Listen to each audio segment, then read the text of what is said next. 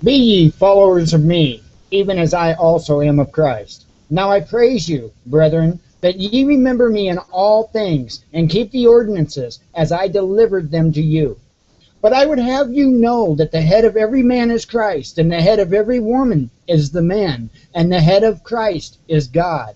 Every man praying or prophesying, having his head covered, dishonoreth his head. But every woman that prayeth or prophesieth with her head uncovered dishonoreth her head. For that is even all one, as if she were shaven. For if the woman be not covered, let her also be shorn. But if it be a shame for a woman to be shorn or shaven, let her be covered.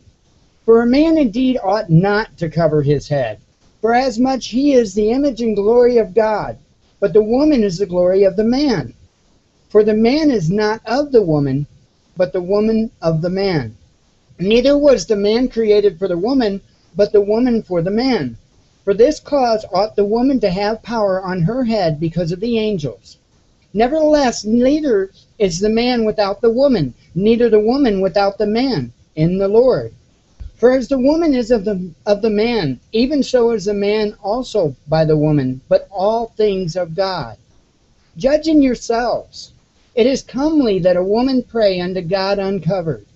Doth not even nature itself teach you that if a man have long hair, it is a shame unto him? But if a woman have long hair, it is a glory to her, for her hair is given her for a covering. But if any man seem to be contentious, we have no such custom, neither the churches of God. Now in this that I declare unto you, I praise you not, that ye come together not for the better, but for the worse. For first of all, when ye come together in the church, I hear that there is the divisions among you, and I partly believe it.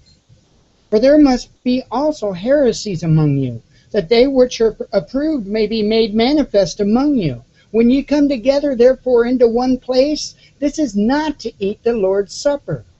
For in eating everyone taketh before other his own supper, and one is hungry, and another is drunken. What? Have ye not houses to eat and drink in? Or despise ye the church of God, and shame them that they have not? What shall I say to you? Shall I praise you in this? I praise you not. For I have received of the Lord that which also I delivered unto you, that the Lord Jesus, in the same night in which he was betrayed, took bread. And when he had not given thanks, he brake it, and said, Take, eat. This is my body, which is broken for you. This do in remembrance of me. After the same manner also he took the cup, when he had supped, saying, This cup is the New Testament in my blood. This do ye as oft as ye drink it in remembrance of me. For as often as ye eat this bread and drink this cup, ye do shew the Lord's death till he come. Wherefore, whoever shall eat this bread and drink this cup of the Lord unworthily shall be guilty of the body and the blood of the Lord. But let a man examine himself, and so let him eat of that bread and drink of that cup. For he that eateth and drinketh unworthily eateth and drinketh damnation to himself, not discerning the Lord's body. For this cause many are weak and sickly among you, and many sleep.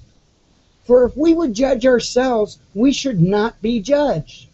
But when we are judged, we are chastened of the Lord, that we should not be condemned with the world. Wherefore, my brethren, when ye come together to eat, tarry one for another. And if any man hunger, let him eat at home, that ye not come together unto condemnation, and the rest will I set in order when I come. Amen. All right, it would happen to be Monday, August 11, 2014. This is your host, Mike Callahan, and this is the Watchman News. And that, of course, was 1 Corinthians chapter 11, continuing on with the Corinthians project. That is an awesome chapter. Awesome, awesome chapter. Of course, it discusses the Lord's Supper, and that is, to me, one of the most important parts of the Bible. And there's a good message, especially for the show today. There's a good message in the lower part of this, and basically it speaks for itself. It really does, and the news will display that. There's a lot going on. Wow. Yeah, it's one of those things to where I really, not one of those days. I'm real happy to bring the news, to be real honest. I do have breaking news. This was just released not that long ago. Robin Williams, the actor, the comedian, is no longer with us.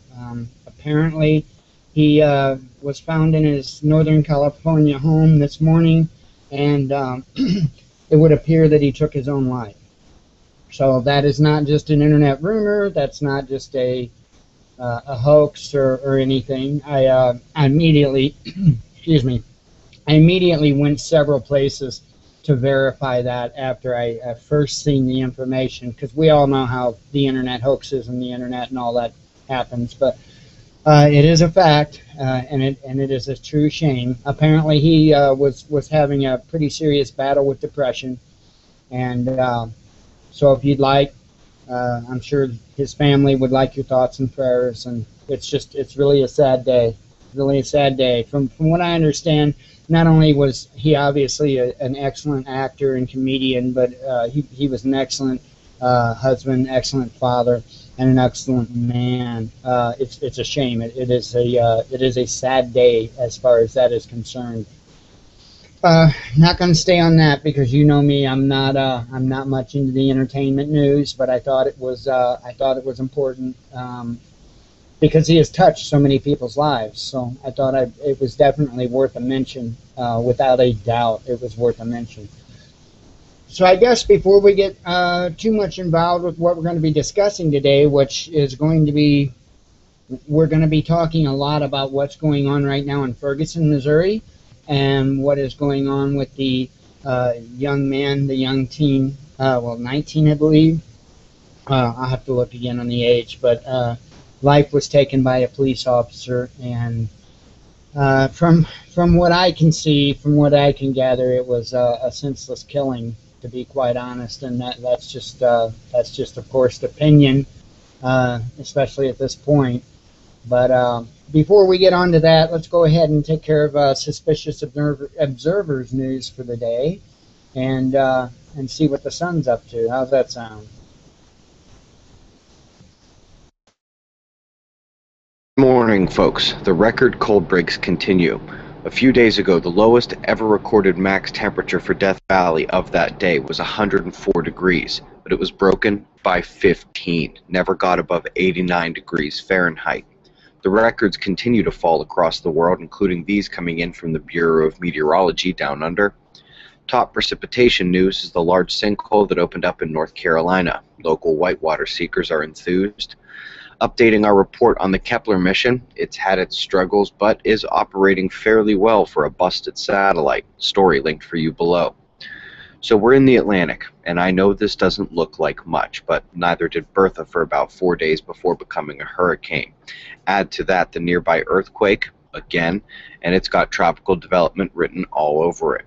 Moving to the Central Pacific, or Julio, is just north of Hawaii. The rain event shall be it, as the system should remain north for the duration.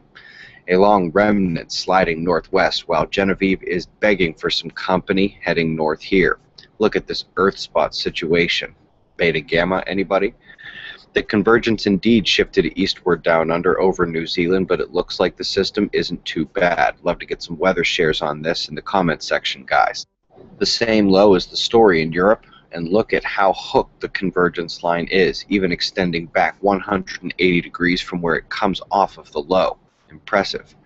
The convergences are weak in the U.S., nothing severe expected, but we do see extra moisture added from the Atlantic flows in a westward direction, and convergences will settle into the east tonight and create a fair amount of downpours throughout these areas. Space weather. Starting with the first gamma ray burst in about 10 days, came out of the Aquila constellation. Looking back 4 days ago at some of the coronal holes, the dark parts, last night we saw a moderate impact from those openings. What made this challenging to diagnose is right after the density drop and speed rise, which we expect, there was a secondary surge to the speed and the density crept back up. However, down below, the plasma temperature in green matches the speed patterns, and that's the coronal hole. When temperature matches density, it's usually the CME. Either way, the shield handled it fairly well, just some minor instability as the wave crested, but no geomagnetic storm. As that coronal hole departs on the bottom right, we see the openings that we eyed yesterday, the southern polar extension and the two weak ones at low latitude. The force hasn't changed much. The northern positive openings are of little force, while the negative opening to the south is very strong. Solar flaring continues its downward slide. We are all recognizing these patterns of weakness, right? The sunspots are small or decay or fail to flare even if they get complex. Remember yesterday we did see evidence of an incoming region to the north, and this morning we can definitively see it here on the disk. Good luck, little man. You'll need it. Minneapolis event was a little rainy last night.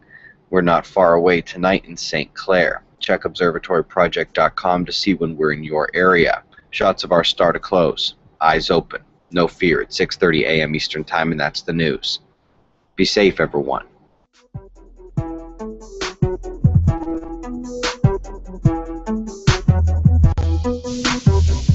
All right, thanks to Suspicious Observers for that. Try and find my other screen here. I've only got 4 million of them going on today. It's the way it goes. No rest for the wicked, and that definitely goes for my computer monitor. Anyway, so let's see, we got a lot of stuff to cover, and there was a video that I wanted to play before we get into the stuff talking about Michael Brown, and I believe that's goodness.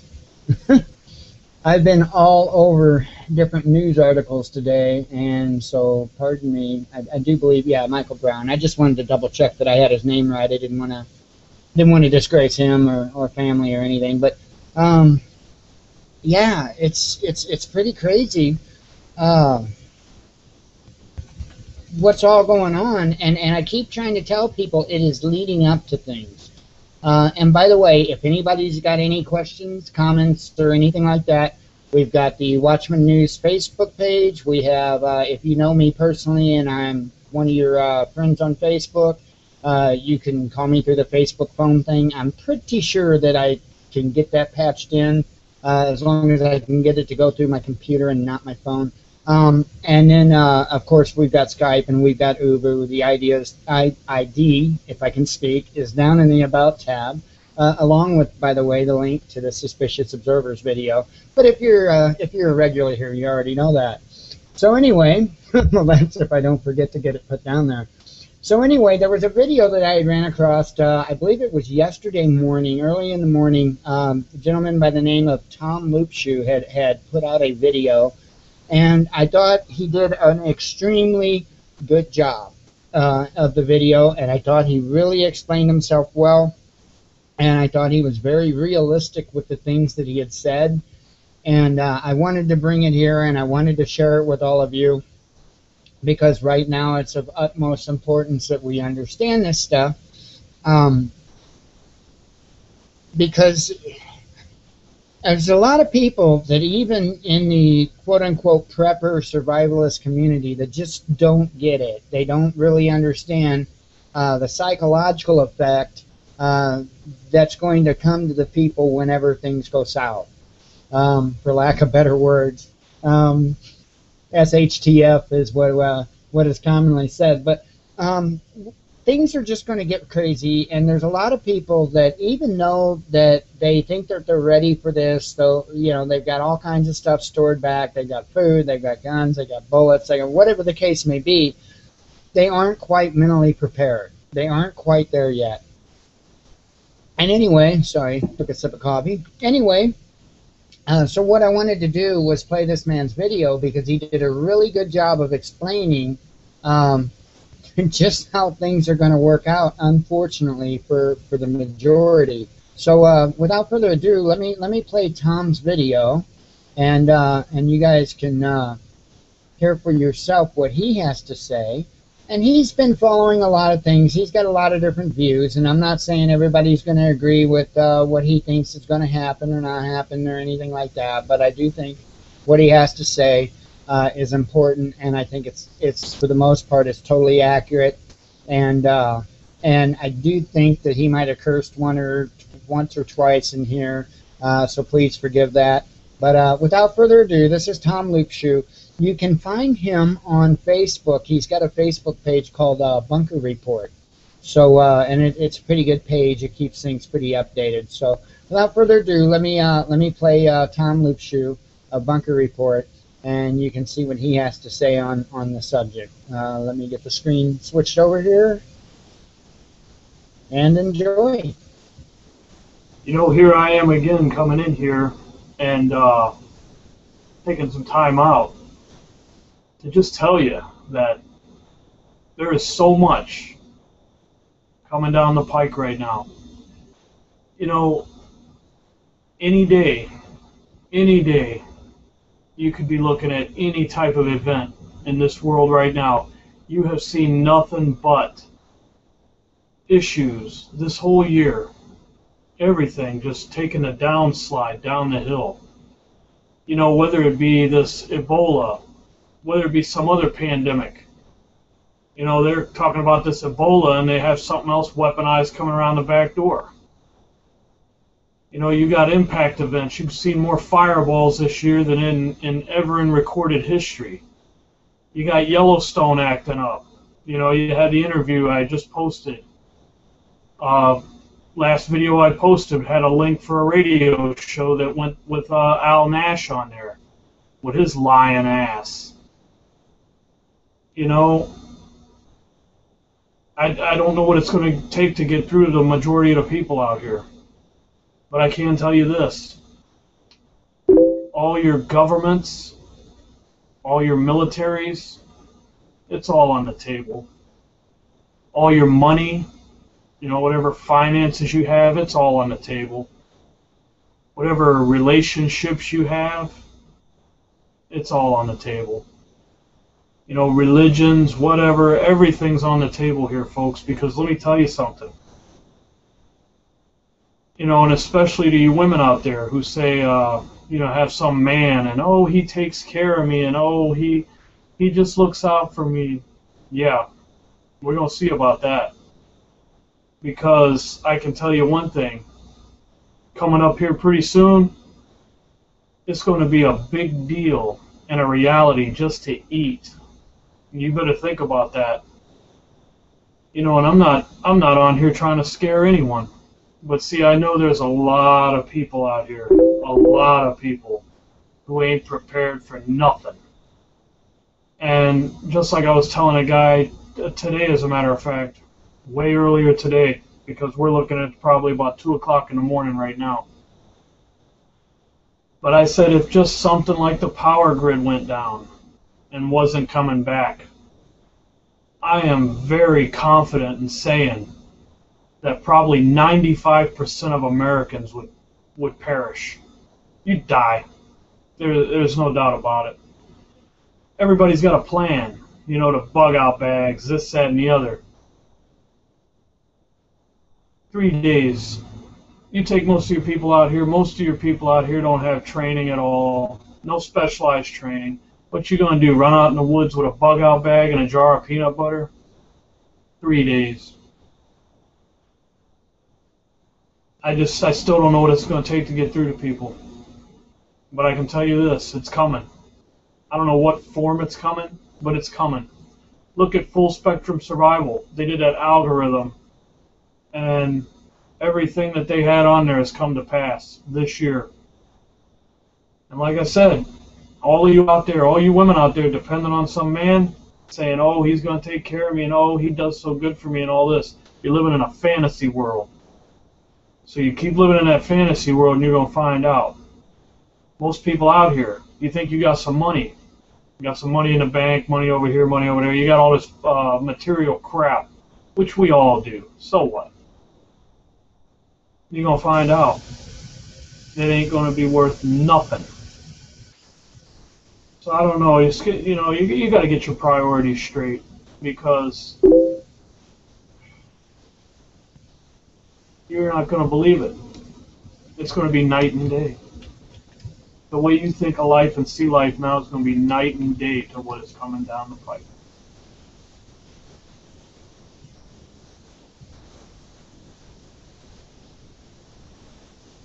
Pretty solemn note. I'll give it that. But I think it's pretty accurate. I think it's brutally honest, and I think it's brutally accurate, and I really don't think a lot of people have an idea of what's coming. And there's a lot of, you know, again, and he states it well, there's a lot of people that are depending and relying on other people that are all gung-ho, that, you know, I'm going to do this, I'm going to do that, and I can do this, I can do that. The psychological, we've been through this before, and before we get on to the Michael Brown, I'm going to once again lay out the 4 things, okay? First, you have to have faith.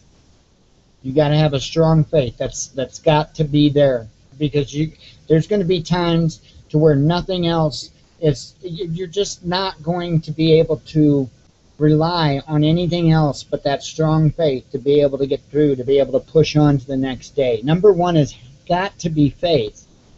Number 2, mental preparation. And I've explained this before. It doesn't matter how much you physically prep. It doesn't matter. Nothing matters beyond, you know, the faith is first. But if you lose it mentally, which hopefully the faith will help you keep from, you know, losing it mentally. But if you lose it mentally, then none of that physical prep is going to do any good. And by the way, I messed up. The third one's not physical. I'm sorry, the third one's knowledge. Okay? If you lose it mentally, it doesn't matter what kind of knowledge you have, and it doesn't matter what kind of physical preps you have. Of course, we already mentioned 3 and 4. 3 is the knowledge that you have. You've got to have that knowledge. That's just as important as being physically prepared. Actually, it's more important than being physically prepared. And it's up there pretty close with being mentally prepared. Because if you don't have the knowledge to do this or that, then you're just bumming. You know, there's no words I can put it into. Tom did a pretty good job of bringing it to you. And there's just a lot of people from the get-go, right out of the gate, they're just going to lose it. And they're not going to know what to do. It's a lot to think about. And there's a lot of people, even within the prepping and survivalist community that hasn't really sat down and thought, wow, I'm not going to be able to go to the store. You know, how am I going to do this? How am I going to do that? You know, I mean, it's ridiculous if you sit down and you really thoroughly think it out just how much it's going to change. And it's going to do it so quick that there's not going to be any time period to adjust. And this is kind of why I'm bringing you this, what I'm going to talk to now about. So there's an event that happened in St. Louis, well, one of the suburbs more or less of St. Louis. And I'm not going to sit here and I'm not going to speculate, and I'm not going to sit here and say, well, this happened or that happened, or I can't do that. I can't do that because I was not there. There's so many conflicting stories. But what I can do is I can bring you what I know as facts. Okay, so this young black man apparently was walking down the street with another young black man, maybe a couple other young black men. I don't know. And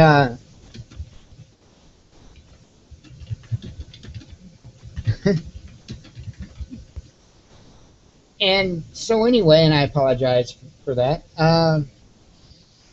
What had happened is, for one reason or another, and this is why I'm struggling a little bit, the young man was shot. There was a young man named Michael Brown. He was shot. And there's a lot of debate as to what happened to have caused this violence. There's debate over there was a struggle. There was, you know, there's eyewitnesses that have quite a bit of a different story than what the police have.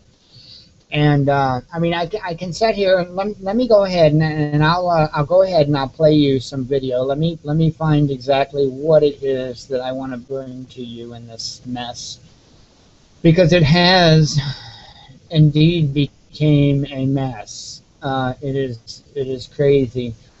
I'm waiting for the page to load up now, and this page here is a rawstory.com link. However, I'll bring it to you from there. It's got a couple videos on it. We'll play one and then we'll play the other.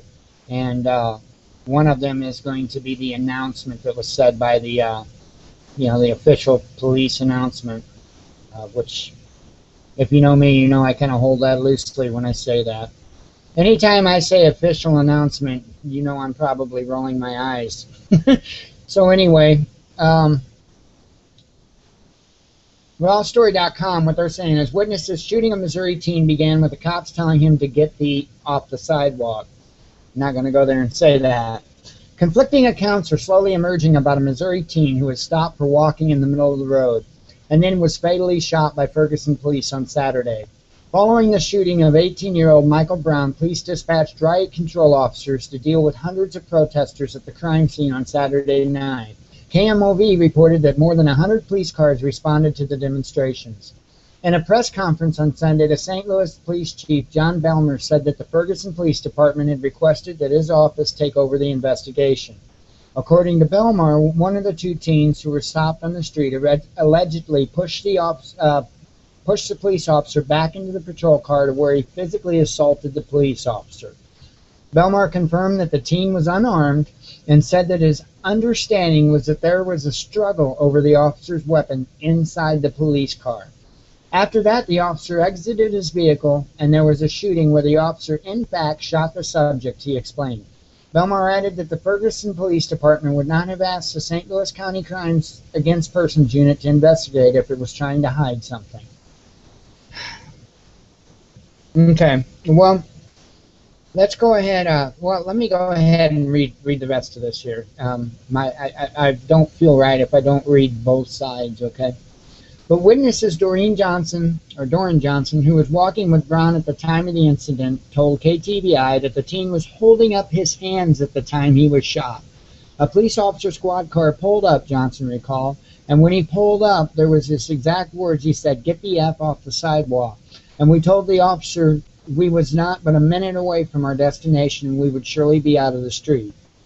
I can't pronounce that word. Crenshaw said to witness Brown unarmed and running for his life. They shot him and he fell, he said. But he put his arms up to let them know he was compliant and that he was unarmed. And then they shot him twice more and he fell to the ground and died. This is another Trayvon Martin story, she added. A young man died before his time because of brutality from a different race. It's racial profiling. Okay, and I will disagree with that. I just want to step in real quick before we get any further, and I want to say I disagree with that. It's just racial profiling. I'm not going to say that race didn't play any factor here whatsoever, but we have to stop the division.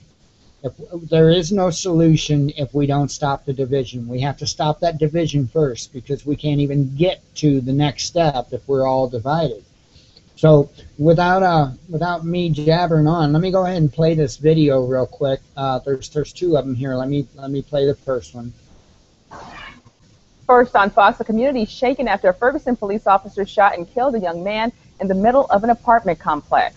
18-year-old Michael Brown is dead. It happened just after noon at the Canfield Green Apartments. Police have confirmed now it was an officer-involved shooting, but are saying little else. Witnesses say Brown and a friend were simply walking to his grandmother's apartment when police approached and told him to get onto the sidewalk. The teen with Brown gives this account. There was a verbal confrontation with an officer who got out of his patrol car and fired a shot. There were more shots fired as the pair tried to run. A second witness tells a similar story.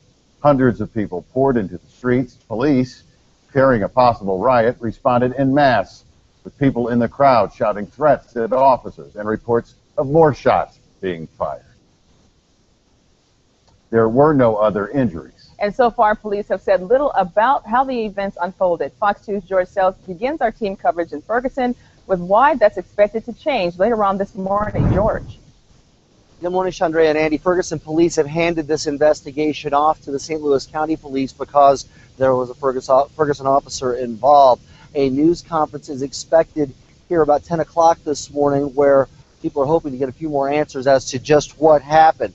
Take a look at a picture of 18-year-old Michael Brown. Of course, the question everybody is waiting to have answered is what led the officer to open fire? What did he see or think he saw that made him shoot Brown? Also, witnesses at the scene have said that Brown was unarmed. Police have neither confirmed or denied that piece of information, something people want to know. But this photograph, which has gone viral on social media, tells a lot of the story as it's seen through the eyes of those who live in the area where Brown died. That's his stepfather saying Brown was unarmed and, quote, executed by police. Now, people took to the streets almost immediately after the shooting, and the protests later moved here to the Ferguson Police Headquarters last night. At one point, all lanes of West Florissant Avenue were shut down by demonstrators. There were chants of no justice, no peace later in the evening, somewhat tamer than the cries of kill the police that were heard at the crime scene earlier in the afternoon. There's anger here, even rage over what happened. And he's not a violent type to even be armed. Everybody knew he didn't have a gun on him. So that was just that's just unexcusable what happened. Michael Brown graduated from Normandy High School this past spring. He was set to start at Vatterott College on Monday. Again, a news conference expected coming up at 10 o'clock, hopefully to provide some more details as to just what happened yesterday that has led to this firestorm in Ferguson. We're live in Ferguson. George Sells, Fox 2 News. Yeah, tension's still high in Ferguson right now. It's been that way since word of the shooting started to spread. Fox 2's Betsy Bruce was at the scene as she continues our team coverage with witnesses who say they saw everything. It was an emotional and tense day in Ferguson. A police officer squad car pulled up, and when he pulled up, these were his exact words. He said, "Get the F on the sidewalk." And we told the officer we was not but a minute away from our destination, and we would shortly be out the street. I witnessed the police chase after the guy full force. He was unarmed. He ran for his life. They shot him, and he fell. He put his arms up to let them know he was compliant and that he was unarmed, and they shot him twice more, and he fell to the ground and died. It happened just after noon on Canfield Drive in the midst of the Canfield Green apartment complex. An angry crowd quickly gathered protesting the shooting. Witnesses say 7 to 8 shots were fired. Everybody is extremely mad at this. This is another Trayvon Martin story. A young man died before his time because of brutality from a different race. It's racial profiling. Extra police were called in and the tactical unit was stationed on West Florissant, several blocks away, after officers heard additional shots fired near the scene. Ferguson Police Chief Tom Jackson says he was concerned for everyone's safety. I did get some help from a few community activists who were very gracious and very helpful in helping us, calm the crowd without any further, negative interaction. St. Louis County's Crimes Against Persons Unit took over the investigation, and their report will go to St. Louis County Prosecutor Bob McCullough. Normal procedure whenever a police officer is involved in a shooting. We do want this investigated fully, and that's why we ask for the outside help to do that. But our main mission, our main focus is to protect the community, and that's why we're here. The Ferguson Police Chief will be a guest in our studio in our 8 o'clock hour, and also the St. Louis County branch of the NAACP has been flooded with calls about this shooting. The organization has launched its own investigation and is calling for the FBI to take over the case now. The story is making national headlines and dominating social media. Residents on the scene at the time of the shooting and Fox 2 viewers are posting comments and photos on our Facebook and Twitter accounts. Remember, our coverage continues 24/7 on fox2now.com. Now remember, things like this is going to dominate the news, especially when it's pushed by the news. And undoubtedly, this needs to be something that is brought to everyone's attention and that is brought to the forefront of what's going on. Unfortunately, I think maybe it's being done a lot for the wrong reasons. They really want to push this race thing. They really do. We've seen that with the Trayvon Martin and George Zimmerman bit. They wanted to push the race thing, and that one was ridiculous. It really was. They were trying to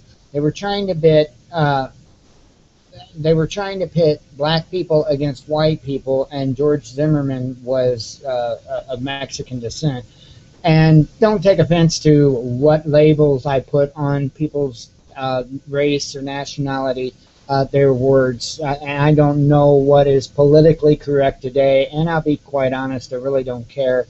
That may sound cold-hearted or whatever, but we've got to get away from this political correctness because it's part of what destroys this country. When you start changing the language of a people, you change everything. You change absolutely everything about their culture and their lifestyle and everything else. And so that's something we have to be careful not to do. So if I ever refer to a nationality or a race or something like that, or a religion or something like that, and you're like, oh, I can't believe he said that, believe it, because I don't, I was a fan of George Carlin, okay, and I still am a fan of George Carlin, bless his soul. And he didn't play into that whatsoever, and he had very good points to make about it. So let me get off the soapbox about political correctness. Okay, so I think that pretty well covered, at least for the most part, an official side of it and a witness side of it. And again, I really don't think race played as much of a part here as what they're going to try and what some people are going to try and push. And when I say some people, I mean including the media, because they love to get this stuff stirred up. It's pretty disgusting in my opinion. But so what I want to talk about, first of all, let's talk about the act itself. It's pretty obvious, any way you look at it, that this gentleman was murdered. And I'll say allegedly, just because, I don't know. I don't see why we have to be that way. It's absurd, okay? So the man apparently was shot and fell. And apparently that wasn't enough. It's crazy. It's crazy. It used to be, I remember it used to be that an officer wasn't even allowed to pull his weapon unless he felt his life was endangered.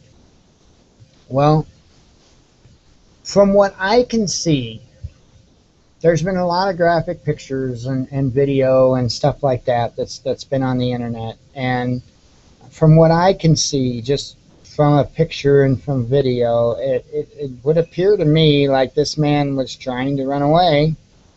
And you would think that after somebody's shot and they're down, first of all, you have to understand the type of ammunition that these police officers use. It, it does a number on the human body. And if you're shot, you're probably not going to be in the best of moods to be wrestling or struggling or anything else, unless you're absolutely high on some type of amphetamine of some kind, or some type of hallucinogen of some kind. And anybody with any normal frame of mind, when they're shot, especially by one of these particular rounds, is pretty much going to be compliant. So I have no doubt in the witness's story that after the first round, he was trying to be compliant. And we don't even have to discuss where that first round entered the body or anything like that. You're gonna be compliant. So why was it even necessary to take the other shots? Is what I would like to know. Now, it's still unclear exactly as to how many shots were taken, and it's unclear to know at this point how many inflicted damage. And I know when I speak of this, it may sound like I'm a little cold to what's going on, and I'm not. Believe me, I'm not. I kind of have to put my mind away from it a little bit, because it really bothers me deeply on so many levels. Not just the fact that somebody had lost their life, but in my opinion about this being a senseless killing. And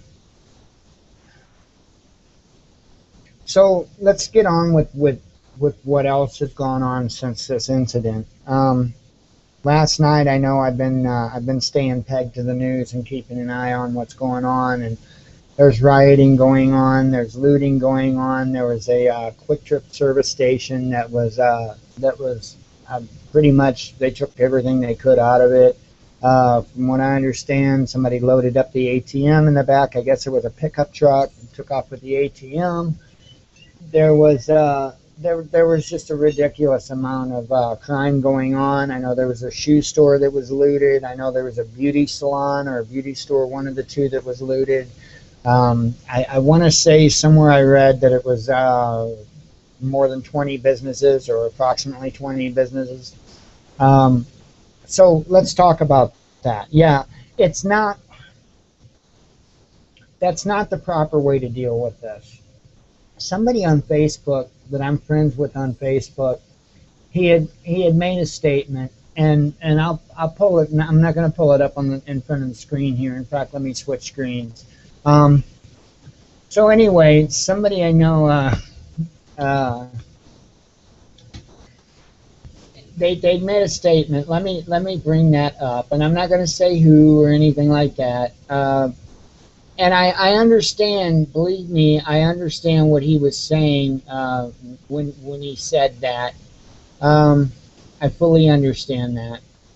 Let me get scrolled down to it. He has done a wonderful job of posting updates and whatnot on his page. And I had spoke with him a little bit earlier. And he had set a status, and I apologize, it's taken me a while. He's really got a lot of stuff. Okay, I believe this is the one here. Yes, it is. He had stated that people are looting stores and burning down Quick Trips when they should be at the police buildings or political offices if they really want to make a difference. It upsets me that what was a peaceful and meaningful has devolved into violence and chaos, and I stand behind wholeheartedly what he says. Here's the issue. Okay, if people peaceably assemble anywhere, it's really not getting anything done. People should have learned that from the Occupy Wall Street movement. Nothing got done. Nothing at all got accomplished from the Occupy Wall Street movement. absolutely nothing. And I'm not putting down the members of the movement or the movement itself, but it just accomplished nothing. And that's just a hardcore fact, and we can't change that. So then we got the other side of the spectrum, like the rioting and the looting and all the craziness that was going on over there. And from what I understand, there was violence, there was innocent people getting attacked, and this is just from the reports that I've heard. And that's not going to get anywhere either. Because, see, that's what the establishment is, what we'll call them. That's what they want. They want us to go crazy. They want us to go nuts, because then they get a chance to play with their new riot gear and their tanks, and, well, not tanks, but with their armored vehicles and all that good stuff, and their LRAD systems, the long-range acoustic devices. You know, they're finding any reason they can, as it is, to break out these toys. I'll call them toys for now. They're going to be nightmares probably soon enough. But so anyway, being violent or being criminal in any manner is not going to be the proper way to respond to this. And this is something that I've really battled with and battled with and battled with, because I've been trying to figure out a solution for this. Because again, it's not about race, it's not about nationality, it's not about religion, it's not any one of these one things. We are all going to be targeted. That is a fact. That is a proven fact. Again, I can remind you of the website that I've posted a couple of times, brought up more than a couple of times, to where you can go and probably find several reasons why you yourself would be declared a terrorist. So, this is basically going to be against every one of us. So I've been struggling to try and find a solution. And it's sad, because we really don't have any options. We've got one solution that I can think of, and that's to get away from the system, to avoid the system. But first of all, that's going to take people getting together. That's going to take them to stop the divisions that's going on. And there is just a absolute mind-boggling amount of divisions in this country right now. We're divided in race, we are divided in nationality and religion and social class and economic class. I mean, we are divided in political class. We are divided, I mean, just as many ways as you could possibly think to divide people. We are divided, and more. And first of all, we have to see past this stuff. We have to get past these divisions before we can get anywhere. But if we can manage to get enough people to unite together and put these divisions, put these little things down, then the next step, I would say, would be to get out of the system. But that's going to take no shopping. That's going to take no working. That's going to take a total isolation from the system, because that's how the system operates. And you know, to do that, you're asking a lot of people a lot of things. I mean, they'd have to give up their cable TV, their telephones, I mean, you name it. People are going to have to give up pretty much everything. People will have to learn to barter with one another, you know, trade for items and goods and things we need to survive. It's a lot to ask for, but I if anybody can think of anything more than please, I beg you to contact us on our Facebook page or however, because I just cannot see any other solution other than to get away from the system, because after all, we're the ones that employ that system. We put that system into place, and we keep that system into place by our everyday way of life. And the only way to get away from that is to stop making that an everyday way of life. Now, here's the problem. In many cases, it's illegal to get away from the system. It's just a fact. We all, you know, we know if you've been hanging around here long enough, or you're a like-minded individual, you know it's illegal to collect rainwater. You know they're making, creating your own energy, electrical energy, that they're making that criminal in most places. It's actually, I believe, federal at this point, just like the collection of rainwater. They're making it to where we become criminals just by getting out of their way of controlling us. So even though it's a solution, it's not a safe solution. So here's the other issue with that. Okay, let's think about other countries for a minute. You've got other countries like, okay, let's talk about Syria and Iran. Okay, it doesn't matter whether you agree with their government or their way of doing this or that. They are not, and I'm not quite sure what's going on with Syria, but I know for a fact Iran is nowhere part of the global banking system. And they're, as far as I know, not receiving anything from the International Monetary Fund. So therefore, they are not a part of it. Well, if you pay attention to what's going on, we've been trying to find reason after reason after reason to go after Iran. The same is true for Syria. So if you've watched this unfold over the last several years, you've seen places like Libya, Egypt, Iraq and Iran, Iraq, Afghanistan. I didn't mean Iran.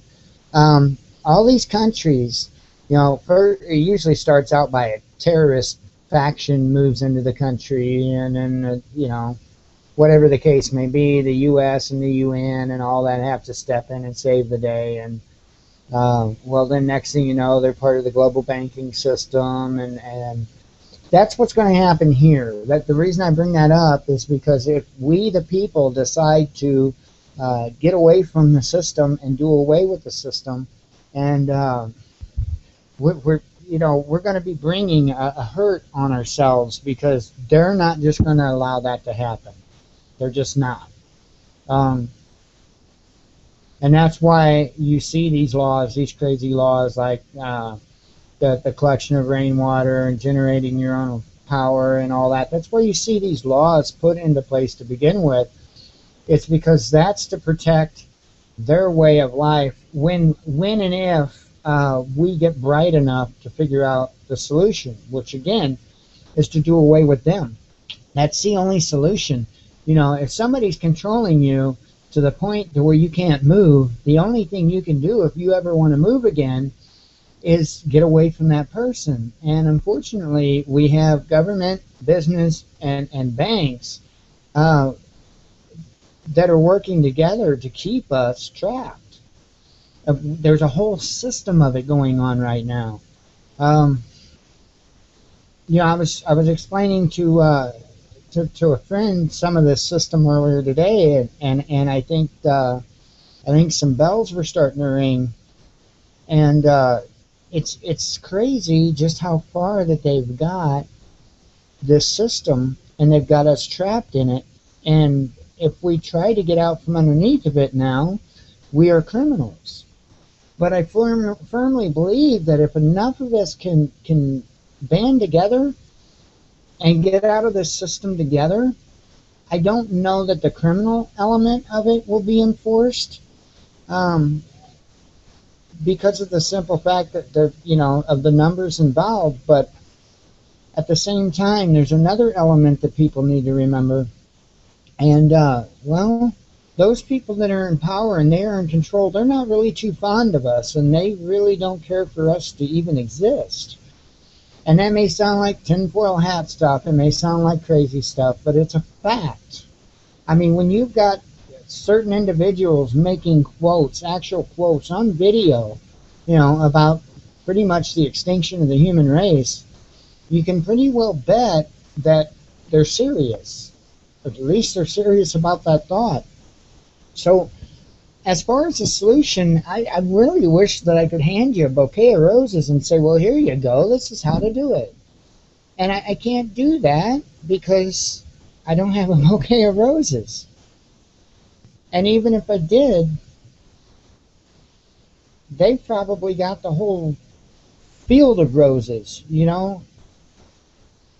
I really struggle with this.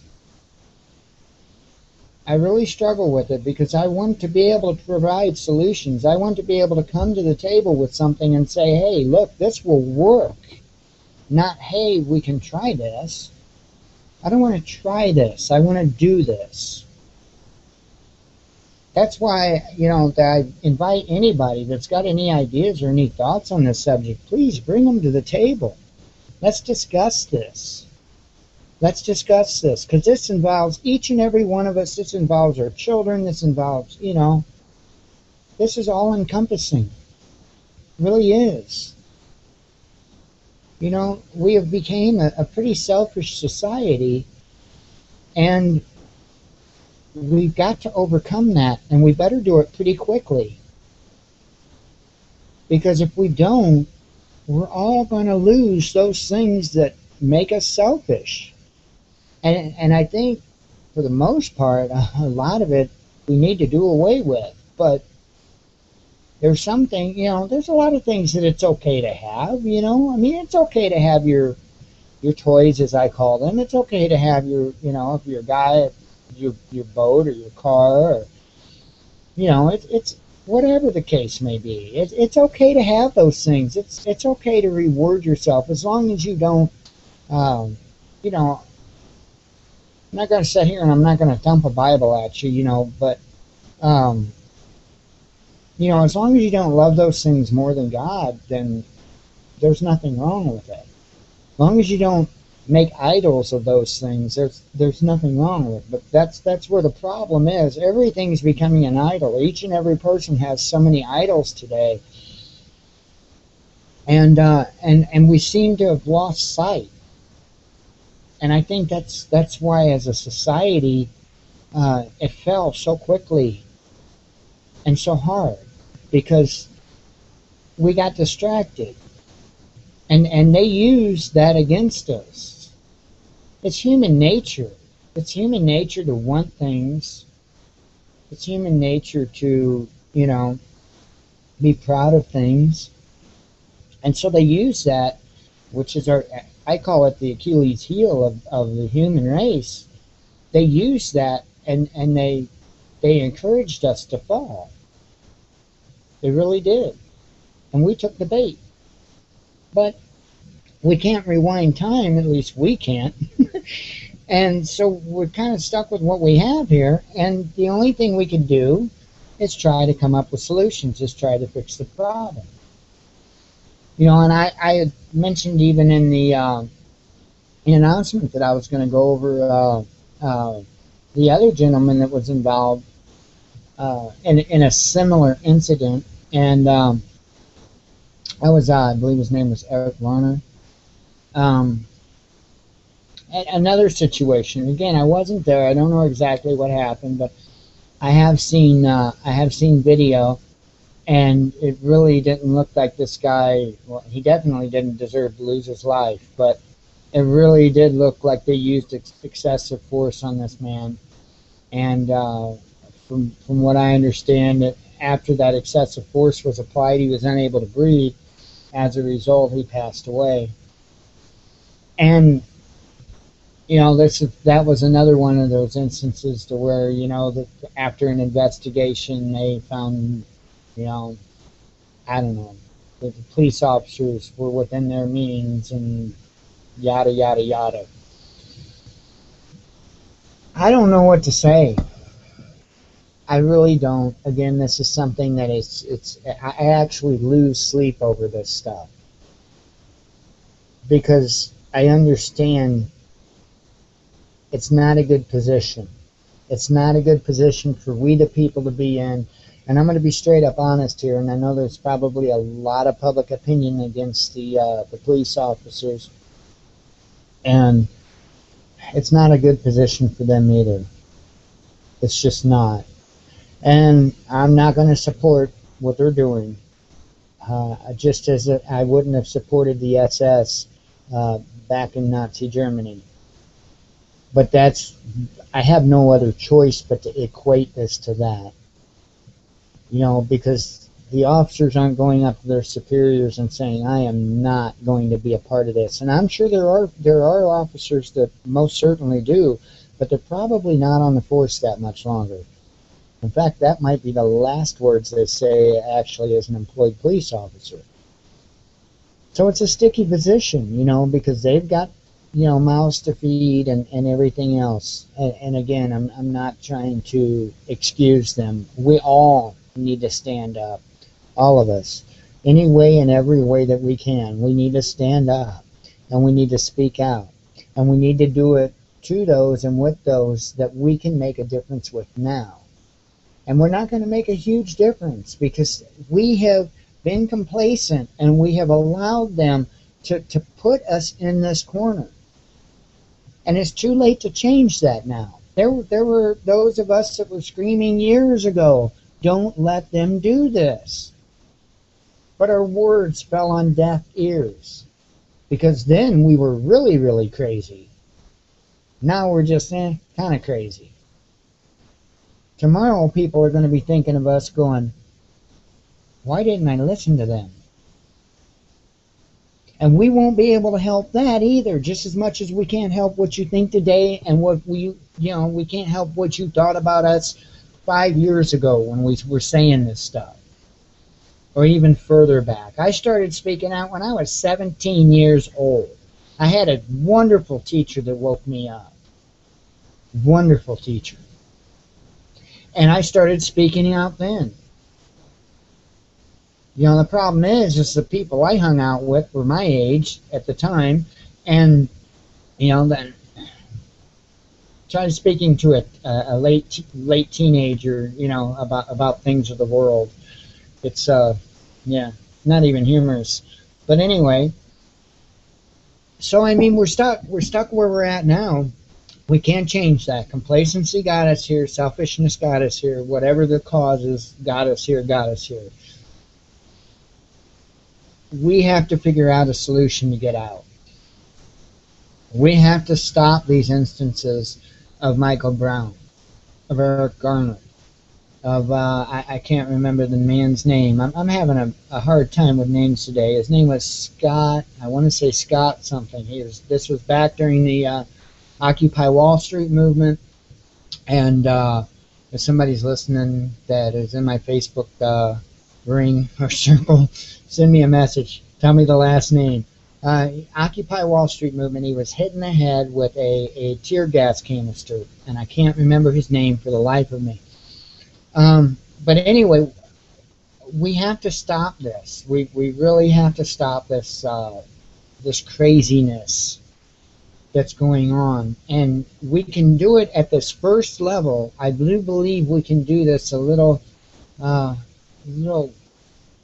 easier than what we're going to be able to do it in the upper levels. But I think maybe that if we open up a dialogue, maybe if we can open up a dialogue between us, Joe citizens, and these police departments, maybe that's a start. Maybe that's a start. Occupy Wall Street tried doing that in their own little way. I remembered watching that. I remembered night after night after night watching live video from these gentlemen, and I remember them. And again, maybe what they were saying wasn't put so nicely, but how can you put it nicely when they kept telling them that you're going to lose your you're going to lose your pensions. They kept trying to explain that to the police officers, and the police officers, I don't know if half of them didn't believe it or what the deal was, but certainly enough, or oddly enough, as time went on, these officers are losing their pensions, and more and more and more, and it's going to happen.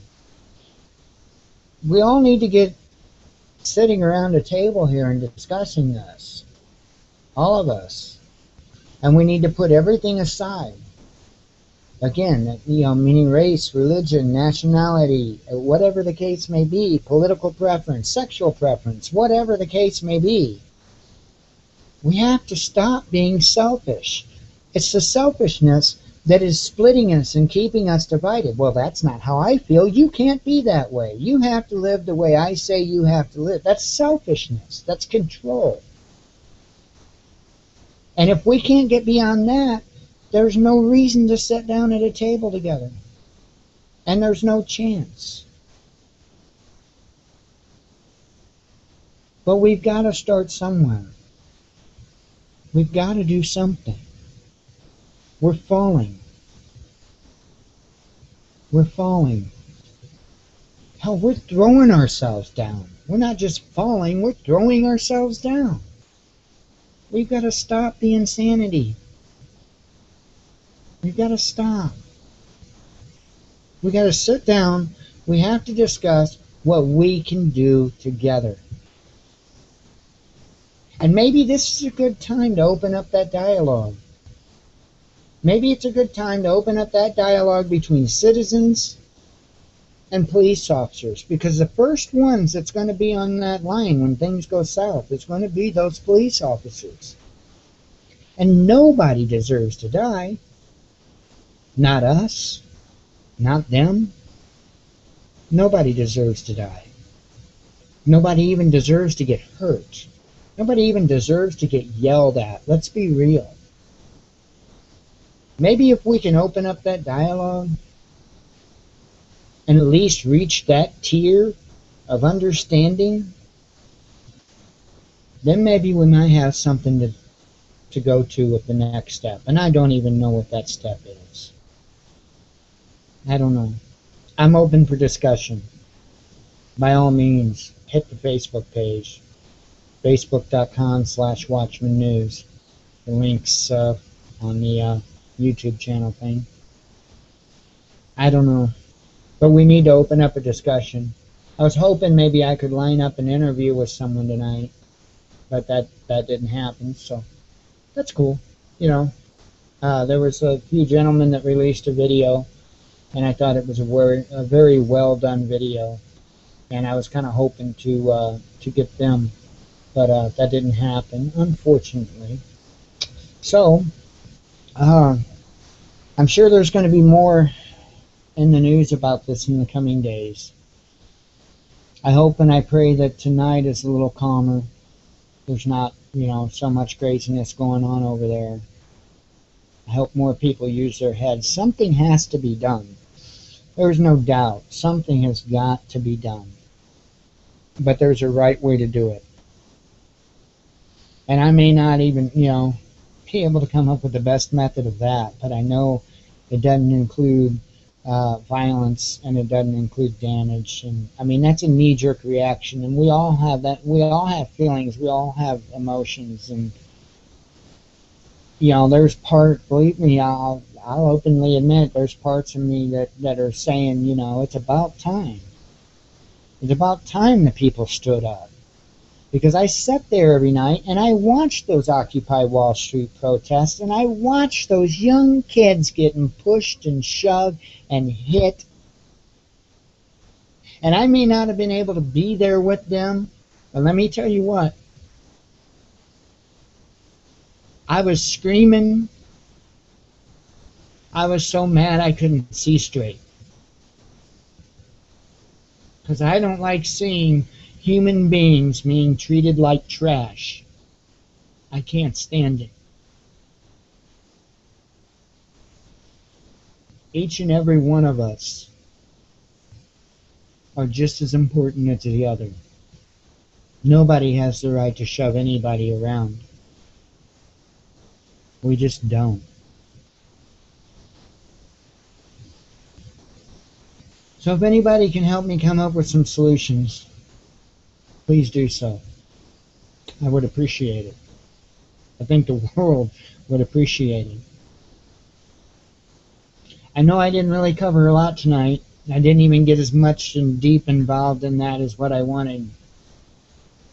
I'm at a loss. I'm at a loss. Please keep all the people involved, all the family and the friends in your thoughts and prayers. Think about this. Go to God with it and maybe come see me on the page, huh? Let's get something worked out. We got to start somewhere. We have to start somewhere. All right, on that note, like I always say, may God bless and may He walk with you now, tonight, tomorrow, for the rest of eternity. Be one with your spirit. That is so important. I love you all. You hang in there. You have a good night, and I'll talk to you tomorrow night, all right? Thanks for listening.